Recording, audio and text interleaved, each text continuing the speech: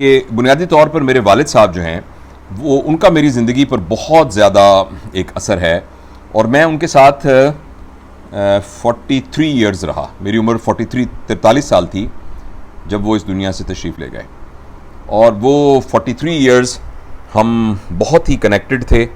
اور وہ نہ صرف یہ کہ بہت ہی ایک بردبار طبیعت رکھتے تھے، لیکن وہ ان کے اندر ایک بہت بڑی ایبلٹی یہ تھی کہ ان کو لیٹ گو کرنا آتا تھا.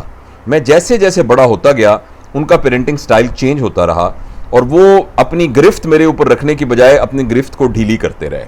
اور میرا خیال ہے کہ 12 13 14 سال کی عمر میں سوائے کچھ معاملات کے باقی تمام معاملات میں انہوں نے بالکل مجھے اٹانومی دی ہوئی تھی، لیکن وہ میرے ساتھ ایک مینٹور اور سپروائزر کی طرح میرے ساتھ ہی تھے، اور وہ آخری دم تک میرے ساتھ رہے. اور میری گود میں ہی ان کا انتقال ہوا، ان کا سر میری گود میں تھا.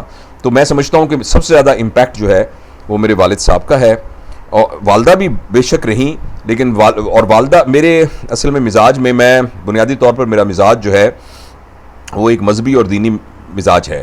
اور اللہ کے تعالیٰ کے فضل و کرم سے اس بات کا استحضار کہ خدا ہمیں دیکھ رہا ہے، چاہے عملی طور پر میں بہت کمزور ہوں اور گناہ گار ہوں، لیکن یہ کہ یہ استحضار ہمیشہ میرے مزاج میں رہتا ہے.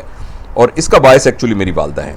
اور میری والدہ کا یہ معاملہ تھا کہ وہ جیسے صبح ہوتی تھی سردی اٹھا کے اٹھو بیٹا اٹھو، شاباش پانی میں نے گرم کر دیا، جلدی سے وضو کر کے بس نماز پڑھ کے اگر سونا ہو تو سو جانا، واک کرنے جانا تو چلے جانا، جلدی سے نماز پڑھ لو.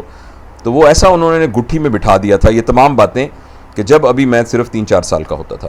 تو اس لیے والدین بہت زیادہ تھے. پھر بہت اچھے اساتذہ ہمارے اسکول کے اندر، بہت سارے اساتذہ ہیں جن کا میں ذکر کر سکتا ہوں.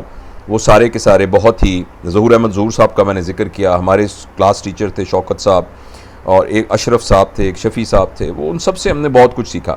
اور جب میں میڈیکل کالج میں آیا تو یہاں تو پھر بہت سارے لوگ ہیں، پروفیسر گلزار صاحب، پروفیسر حیات ظفر صاحب، پروفیسر جعفر حسین جعفری صاحب، پروفیسر بابر علی صاحب، اور اس طرح اور بہت سے اساتذہ سے تھے جن سے ہم نے بہت کچھ سیکھا.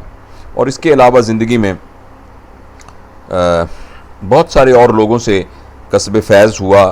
اور میں نے یہ دیکھا ہے کہ ہر شخص جو ہے وہ آپ کو کچھ نہ کچھ سکھا سکتا ہے. آپ کے دفتر کے باہر کھڑا ہوا جو چپڑاسی ہے نا، اس کو بھی کچھ ایسی باتوں کا پتہ ہے جس کا آپ کو پتہ نہیں ہے، اور اس سے یہ بات سیکھی جا سکتی ہے. تو میرا یہ خیال ہے کہ ہم ہر وقت اپنا کشکول جو ہے اس کو سیدھا رکھیں، اور پیالے کو ویسے خالی رکھ کر سیدھا رکھیں، تو کہیں نہ کہیں سے آپ کے پاس علم کی، تربیت کی شبنم اس میں گرتی رہتی ہے.